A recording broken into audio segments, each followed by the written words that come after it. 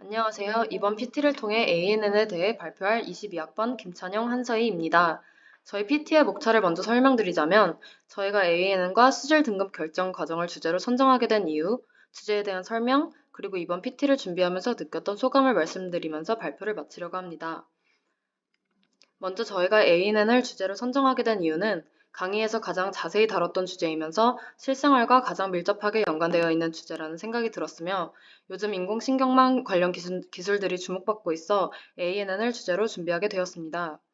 수질 등급 결정 과정을 ANN과 연관지어 PT 주제로 결정하게 된 이유는 중간고사를 준비하는 과정에서 배웠던 정화 과정에서의 수질 정화 과정과 수질 등급을 나누는 기준에 대해 탐구해보고 싶었고 이를 ANN과 연관지어 신경망을 만들어보고 싶다는 생각이 들어서 주제를 수질 등급 결정 과정으로 결정하게 되었습니다. 이제 수질 등급 결정 과정에서 사용했던 자료들에 대한 설명을 하도록 하겠습니다. 지금 보시는 표는 물 정보 포털에서 수집한 각 수질 등급 결정 요인들의 월마다의 값과 이로 인해 결정된 수질 등급입니다. 표에 명시되어 있는 변수들의 정의에 대해 잘 모르시는 분들을 위해 변수들의 정의에 대해 적어 놓았습니다.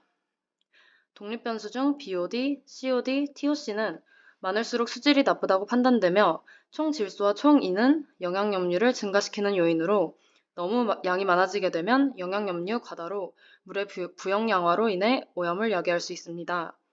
이 자료를 통한 ANN 값과 이를 회귀 분석한 결과 다중 상관계수는 0.75, 회귀 분석의 결정계수는 0.56 정도로 나왔습니다.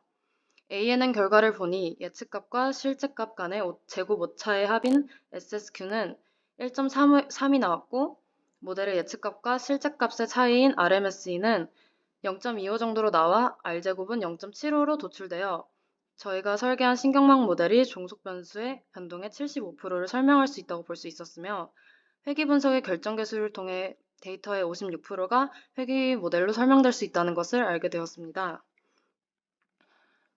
이는 생각한 것보다 낮은 값이 나와 수질 변화 추이와 비교를 해보았을 때 BOD, COD, TOC는 비슷한 양상을 띠고 있었으며 총 질소와 총 인만 다른 양상을 띠고 있었습니다. 저희의 가설로는 총 질소와 총 인으로 인해 결정계수가 많이 감소한 것이며 이 가설을 증명하기 위해 총 질소와 총 인만을 이용하여 ANN 후 회귀 분석을 해보니 다중 상관계수가 0.3, 회귀 분석 결정계수는 0.09로 몹시 낮은 값이 도출되었습니다. ANN 결과를 보니 SSQ 값은 3.74가 나왔고 RMSE는 0.42, R제곱은 0.28이라는 값이 나왔습니다. 이 결과로 인해 수질 등급과 총 질소량의 총 인의 값 자체는 수질 등급과 선형적인 관계는 많이 떨어지는 것을 확인했습니다. 앞서 설명했던 질소량과 인량이 부영양화를 야기할 수 있기에 큰 영향이 있을 거라고 생각한 것과 다른 결과가 나왔는데 최소 3 이상의 등급의 수질을 다룬 자료이다 보니 오염을 걱정할 만큼의 인량 혹은 질소량이 검출되지 않아 나온 결과였다고 볼 수 있었습니다. 마지막으로 이번 PT를 준비하면서 느꼈던 저희의 소감을 말씀드리면서 발표를 마치도록 하겠습니다.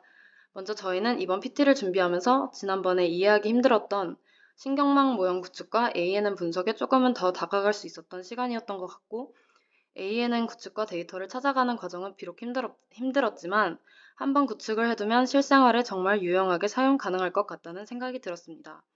이번 주제 외에도 실생활에 밀접한 여러 사례들에 대해 탐구해보고 싶다는 생각도 들었습니다. 지금까지 발표를 들어주셔서 감사합니다.